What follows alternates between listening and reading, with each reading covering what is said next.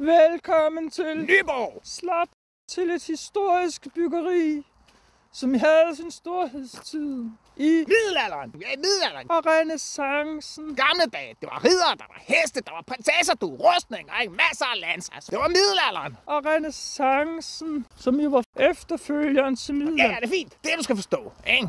Der er mange borg. Ja, altså, det var jo et rejsekongedømme. Så der er jo ikke nogen grund til at blive på indborg. Der er masser af borg, ikke? Du rejser rundt, ikke? Du har din forårsborg, sommerborg, efterårsborg, ikke? Så har du den hyggeborg, du bruger i weekenden, ikke? Og bum, så er det vinter. Hvad gør vi, mand? Ikke? Alt er stedet til. Fanden gør vi, mand? Vi bor på Nyborg Slot. Er det kun kongen, der kommer? Nej.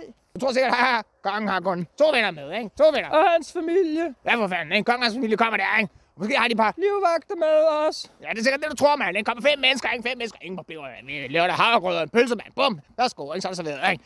Nej. Kongen skal være her. Og han har alle dem fra kirken med, og alle dem er hans embedsmænd, mand, ikke? Og alle ridderne. Riddere med, ikke? Og deres væbner. Ja, væbnerne, mand, ikke? Væbnerne skal også med, ikke? Og deres tjenestefolk. Ja, så har du tjenestefolk, ikke? Bum. Og alle deres heste. Ja, prøv at se på heste, mand. Store, fede, flotte krikker, du, ikke? Og hestene trækker vogn. Ja, vognene skal også have parkeringsplads, ikke? Så prøv at se her, det er ikke bare kongen, du. Det er 500 mand. Det er masser af folk, der kommer her.